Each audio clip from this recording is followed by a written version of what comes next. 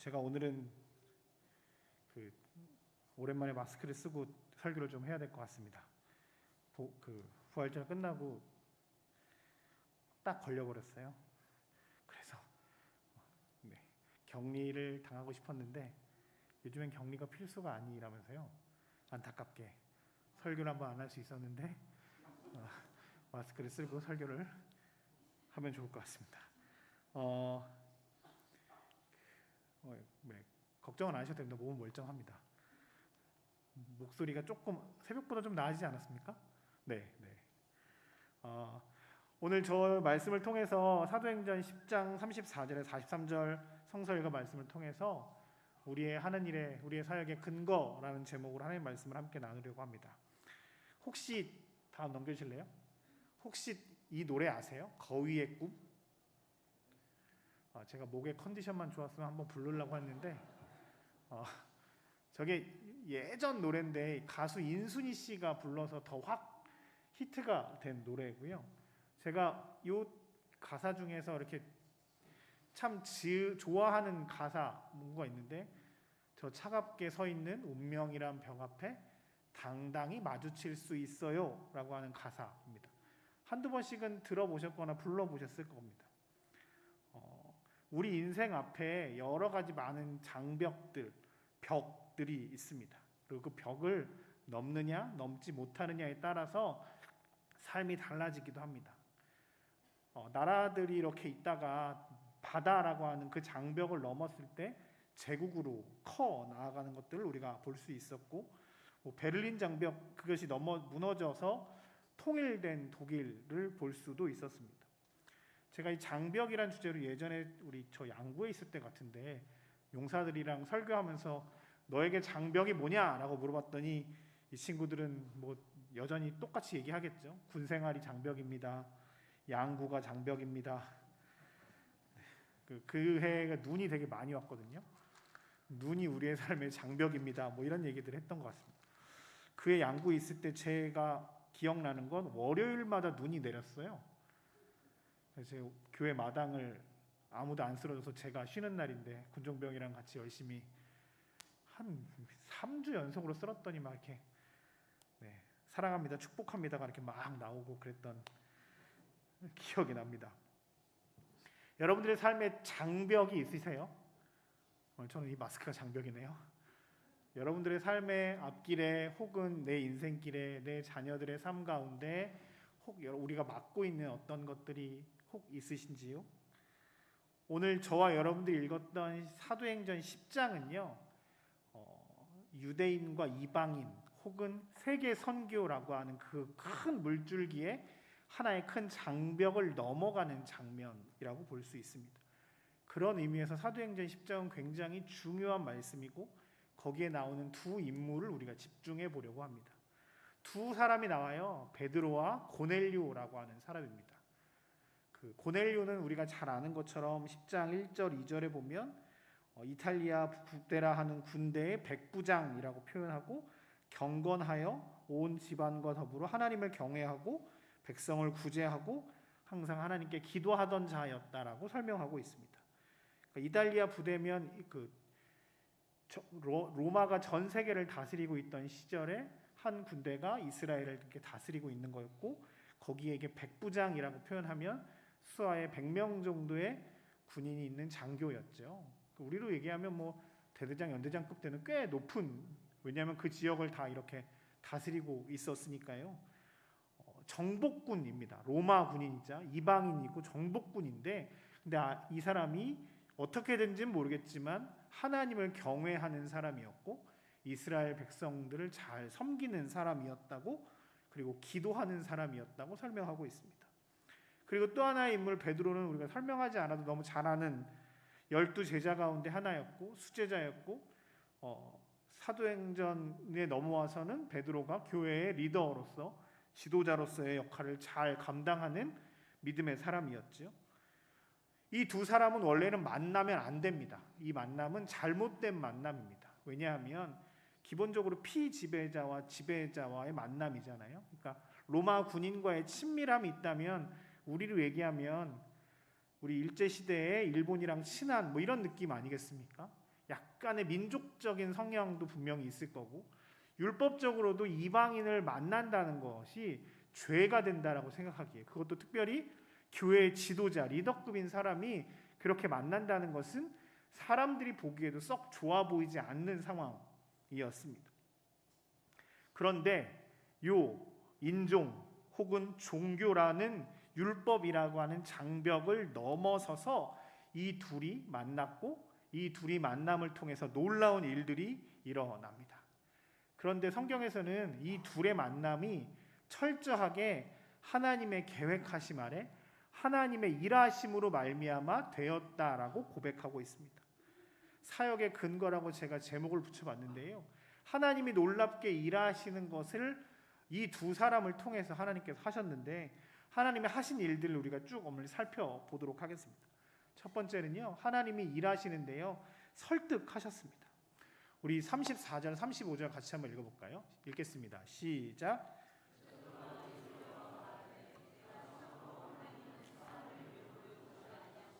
각 나라 중 하나님을 경외하며 의를 행하는 사람은 다 받으시는 줄을 깨달았도다. 우리가 읽었던 본문 34절부터 43절까지의 말씀은 베드로와 고넬료가 만나서 베드로가 고넬료와 고넬료 가족들한테 설교한 내용이에요. 그게 쭉 이렇게 잘 적혀 있는 건데요, 설교 내용이에요. 설교 내용의 시작을 이렇게 얘기합니다. 베드로가 입을 열어 말했는데 참으로 하나님은 사람의 외모를 보지 아니하시고, 여기서부터 은혜 받는 사람들 있죠. 아멘. 네, 저는 은혜 받습니다. 제가 10cm만 딱 더 컸으면 여기 안 있을 것 같은데 뭐 이런 생각들을 가끔 하는데, 사람의 외모를 보지 아니하시고, 이게 그냥 우리 잘생겼다 못생겼다만 보는 걸까요? 아니죠.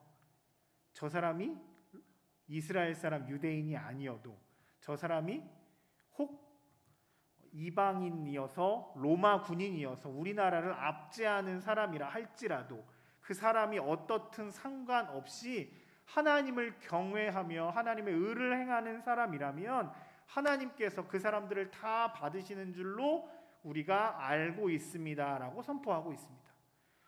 그저 한 문장이지만 요게 굉장히 큰 의미가 있습니다.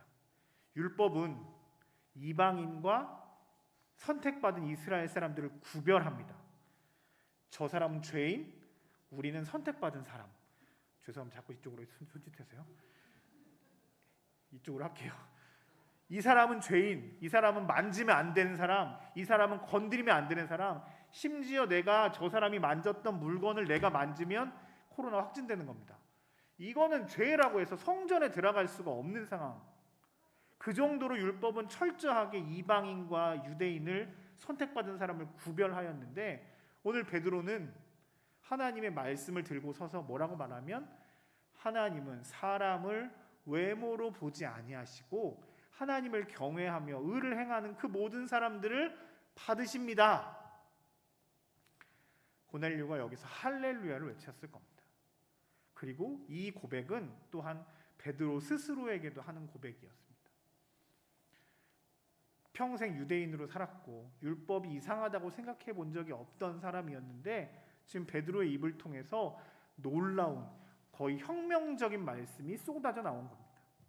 그런데 이 말씀을 한 배경이 10장 쭉 전반기에 다 나와요. 뭐냐면 고넬료가 기도하고 있는 가운데 하나님께서 음성을 들려주시는데, 뭐냐면 요빠라는 곳에 가서 베드로가 있는데 그 사람을 데리고 오라라고 하는 말씀을 듣습니다. 고넬료는 순종해서 자기의 부하 가운데 신실한 사람을 요빠라는 곳으로 보냅니다. 그리고 그 요빠로, 가이사랴에서 요빠로 도착할 때쯤 베드로가 그때가 마침 기도할 때여서 기도하고 있는데 환상을 보는 겁니다.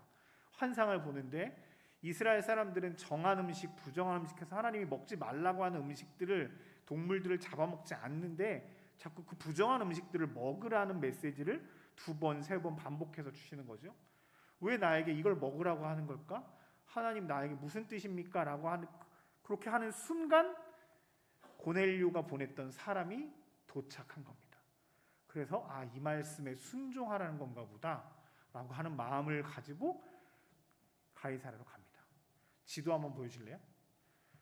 가이사랴가 저 해변 끝에 저 녹색깔 맨 위에 있는 그쪽에 가이사랴 수도 개념으로 있고요. 욥바는 그 저 밑에 파란 거 보이는데 저기서 한 50km예요. 저기가 지금도 이렇게 50km 정도 되는데 하나님께서 그 타이밍도 맞춰주신 겁니다. 고넬료가 기도했던 시간은 오후 3시, 베드로가 기도했던 시간은 그 다음날 12시, 50km 정도 쭉 걸어갔을 때 딱 도착하는 그 시간에 맞춰서 기도했고, 딱 맞춰서 그것들이 맞아서 베드로가 순종해서 또 가이사랴까지 가는 하나님의 타이밍은 아주 정확하게 딱 맞아 떨어졌습니다. 성경에서 시간을 볼 때 이런 의미가 있습니다. 하나님은요, 두 사람을 만나게 하셨고 두 사람 가운데 놀라운 일들을 행하시고 이것들을 미리 다 준비하심으로 해서 하나님의 일들을, 그 놀라운 장벽을 넘는, 오늘 사람을 외모로 취하지 않으신다라고 하는 이 놀라운 고백들을 베드로의 입을 통해서 나오게끔 미리 준비해 놓으셨습니다. 여호와 이레죠. 하나님께서 우리를 위해 모든 것을 준비하십니다. 하나님의 일이 사람을 통해서 이렇게 나타나는 것 같습니다. 그렇지만 이 모든 것들을 다 하나님께서 하셨습니다. 참 감사합니다. 부활절 지나면서 너무 감사한 일들이 많이 있었습니다. 토요일날 교회 청소하고 부활에 와서 함께 예배하고 칸타타 찬양하고 세례식하고 우리 유치부 찬양하고 뭐 여러 많은 일들, 오구역 식사도 잔치처럼 준비해 주시고 잡채 엄청 맛있었어요. 그러면 그 말을 꼭 하고 싶었는데 내가 구역장님 어디 가셨어? 네, 꼭 하고 싶었는데 하나하나 제가 일일이 얘기하지 않지만 우리 예배팀부터 시작해서 모든 사람들이 한 사람 한 사람이 다 수고하고 애써서 부활의 예배를 만들어낸다는 이것들을 보면서 너무 감사했고, 제가 카톡 프로필 이런 거 잘 안 바꾸는데 오랜만에 바꿨거든요. 전교인 사진 찍은 거. 너무 감사하고 뿌듯하더라고요. 하나님께서 하셨구나. 사람들을 통해서 하나님께서 하셨구나. 이 사람들 이곳에 모이게 하시고 함께 예배하게 하시고 함께 하나님을 찬양하게 하시는 것 참 감사하다. 행복한 목사다. 그런 생각들이 계속 들었습니다. 오늘 고넬료와 베드로를 통해서 하나님 일하십니다. 그 인종이라는, 종교라는, 그 율법이라는 장벽을 넘어서 온 세계에 하나님의 말씀을, 하나님의 복음을 전할 수 있도록 그 둘을 사용하시는데, 이 모든 것들을 다 하나님께서 직접 디자인하시고 행하시는 놀라운 은혜를 경험합니다. 우리의 삶에서도 여러분들에게 때마다 시마다 하나님의 놀라운 은혜가, 하나님께서 여러분들을 통해서 일하시는 하나님의 계획하심 아래 있음을 경험하는 놀라운 은혜가 여러분들 삶에 있기를 주의 이름으로 축복합니다. 하나님은 오늘도 우리 삶을 통해서 놀랍게 역사하시고 우리를 통해서 하나님의 일들을 감당하기를 원하십니다. 두 번째, 하나님께서 이 모든 일들을 계획하시는데 그 중에 가장 중요한 일이 뭐냐면 예수 그리스도를 우리 가운데 보내셨다는 사실입니다. 10장 36절을 제가 세 번역으로 적어라 봤는데요. 같이 한번 읽어볼게요. 시작. 곧 예수 그리스도를 통하여 평화를 전하셨습니다. 예수 그리스도는 만민의 주님이십니다. 아멘. 베드로의 설교의 핵심 36절부터 쭉 나오는데 뭐냐면 다른 거 안 하고 예수 그리스도에 대해서 설명합니다. 예수께서 하나님께서 보내신 그리스도를 통하여 평화를 전하셨습니다라고 합니다.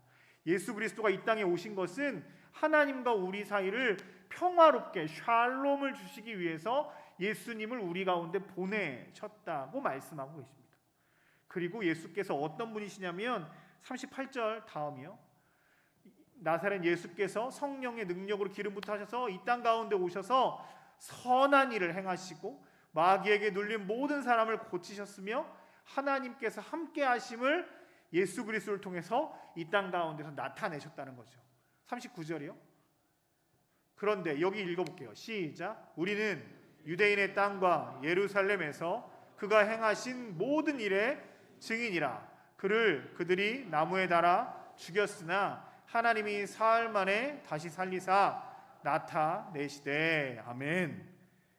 하나님께서 예수 그리스도를 보내셔서 이 땅 가운데서 우리 가운데 함께 하셔서 하나님과 우리 사이를 평화하게 하셨을 뿐만 아니라 놀라운 일들을 행하시고 이 땅 가운데 마귀에 눌린 안타까운 사람들을 회복시켜 주시고 우리를 치유하시고 우리에게 놀라운 복음들을 선포해 주실 뿐만 아니라 그 모든 일에 우리가 증인인데, 예수께서 많은 사람들에 의해서 예수께서 십자가에 달려 돌아가셨지만 주님께서 그를 다시 3일 만에 살리셔서 우리에게 영원한 생명을 주셨습니다 라고 고백하고 있습니다.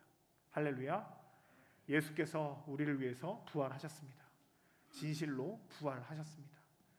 주님의 부활로 말미암아 우리가 영원한 생명을 얻는 그 완성이 이루어졌다.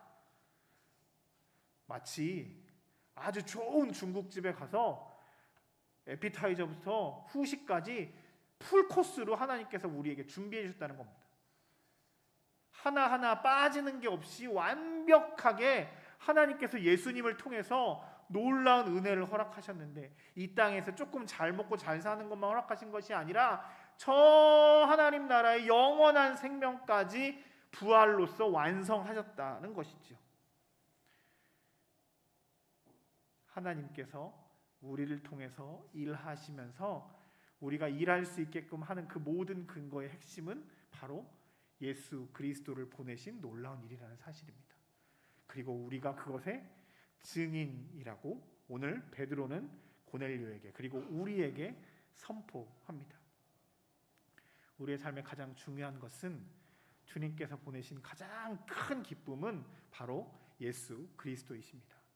그분이 우리를 위해서 십자가에 달려 돌아가셨고 그리고 3일 만에 부활하심으로 우리에게 영원한 생명을 허락하십니다. 교회력에서는요, 교회력이라고 해서 예수님의 생애를 바탕으로 우리가 교회력으로 이렇게 움직이는데, 사순절이 부활절 전 40일이잖아요. 그 부활절이 끝나면 뭘 하냐면 성령 강림일까지 50일이 걸리거든요. 그 50일을 교회력에서는 뭐라고 얘기하냐면 기쁨의 50일이라고 표현합니다. 주님이 오시는 부활, 주님이 우리 가운데 부활하신 그 부활의 기쁨을 50일 동안 누리며 축제처럼 함께 하나님 찬양하는 일들이 있는 거죠. 그러니까 얼굴 표정이 그러시면 안 됩니다. 지금 여기 오시는 이 결기 기간에 그런 표정으로 계시면 안 돼요. 기쁨의 50일이란 말이에요. 그냥 다른 것 때문에 기쁜 게 아니라 주님이 우리에게 부활하셔서 영원한 생명을 주셨다는 기쁨이 우리 가운데 넘치기에 이 기쁨의 50일을 축제로 예배하며 즐기는 절기가 이 기간인 것이죠. 주께서 우리를 위해서 오셨고 부활하셨습니다. 그것이 우리의 삶의 전부입니다. 그러면 우리는 뭐 아무것도 안 하느냐? 주님께서 다 하셨으면 우리는 아무것도 안 하느냐? 그 영화 배우 황정민 씨지요. 황정민 씨가 영화 시상식에서 했던 시상 소감을 화제가 된 적이 있었습니다. 들어보셨을 겁니다. 뭐 자기는 스태프들이 차려놓은 밥상에 숟가락을 완전 얹어놨다. 뭐 내가 밥만 잘 먹었다. 뭐 이런 거죠. 하나님께서 쫙 다 깔아놓으셔서 맞춰주시고 고넬료에게 또 예수 그리스도라는 완벽한 코스 요리를 쫙 허락하셨는데, 이 모든 상황 가운데서 인간이 한 것은 무엇이냐? 그들은 하나님 말씀에 순종했어요. 그리고 더 중요한 기본적인 베이스가 있었습니다. 넘겨주실래요? 고넬료하고 베드로에게 공통된 것이 하나 있었습니다. 2절에 고넬료에 대한 설명을 하는데 읽어볼까요? 시작. 그가 온 지방과 더불어 하나님을 경외하며 백성을 많이 구제하고. 네, 9절은 베드로에 대한 설명입니다. 읽겠습니다. 시작. 이튿날 그들이 길을 가다가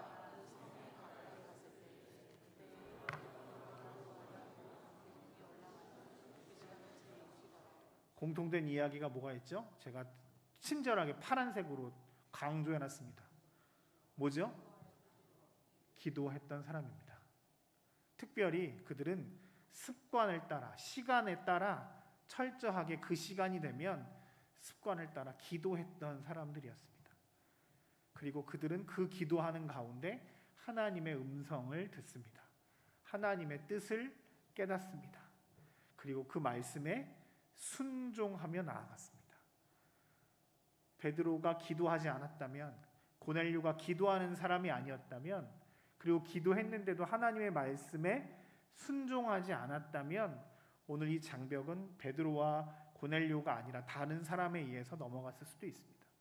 그런데 오늘 성경에 귀한 두 인물이 그 장벽을 넘어가는 그 순간에 거기에 딱 기록되어 있을 수 있었던 것은 그들이 습관을 따라 늘 항상 기도하는 사람이었고, 기도하는 가운데 오시는 하나님의 말씀에 전적으로 순종했던 사람이었습니다. 사실 베드로 입장에서는 고넬료를 만나는 게 굉장히 부담스러운 일이었을 겁니다. 교회의 지도자가 로마의 군인을 만난다는 게 쉬운 일이 아니었을 겁니다. 율법적으로도 민족 정서상으로도 좀 그랬을 수도 있습니다. 그리고 기본적으로 베드로는 트라우마가 있을 거 아닙니까? 로마 군인에 대한. 자기 선생님 예수께서 그 사람들을 위해서 십자가에 달려 돌아가셨다고 하는 아픔이 있습니다. 물론 예수께서 부활하셨지만 깜짝깜짝 놀라고 그런 일들이 분명히 그의 가운데 있을 수도 있습니다. 그런데 기도하는 가운데 하나님의 말씀에 순종하며 나아갔던 그 놀라운 일들 가운데 하나님께서는 그를 통해 그 장벽을 넘어 온 곳에 주님의 복음이 전하되는 놀라운 일들의 주인공으로 사용해 주셨습니다. 우리는 수요 교회 예배로 함께 예배하고 있습니다.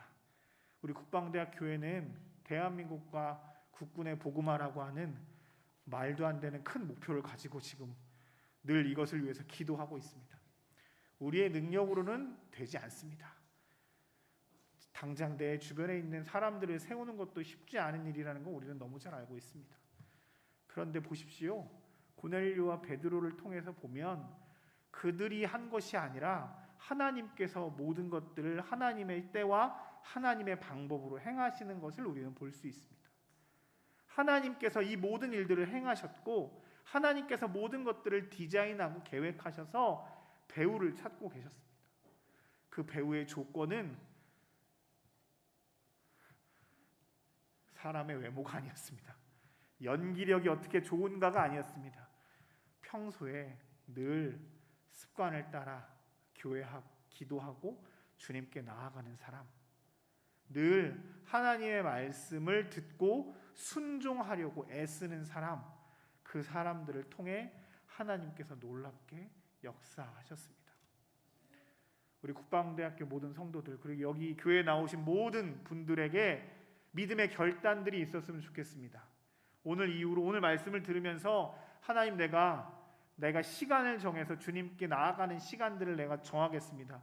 내가 새벽을 깨우겠습니다. 아니, 내가 시간을 정해서 늘 하나님께 나아가는 시간들을 갖겠습니다. 하나님, 내가 주님 말씀하시면 주님, 내가 힘들겠지만 그것이 나에게 손해가 되겠지만 결단하며 나아가겠습니다라고 하는 믿음의 결단들이 우리 가운데 있었으면 좋겠습니다. 그거 한다고 해서 손해볼 수도 있을 겁니다. 그런데 걱정하지 마십시오. 그거 한다고 해서 손해본다고 해서 우리가 죽지 않습니다. 죽는다고 해도 하나님께서 우리를 부활시키셔서 영원한 생명으로 우리를 초대하실 것이기 때문입니다. 오늘 말씀을 통해서 여러분들을 부르십니다. 함께 나아가자, 함께 하자라고 주님 우리에게 말씀하십니다. 이 놀라운 은혜가 여러분들의 삶에 있기를 주의 이름으로 축복합니다. 우리 함께 같이 찬양하며 나아갔으면 좋겠습니다. 살아계신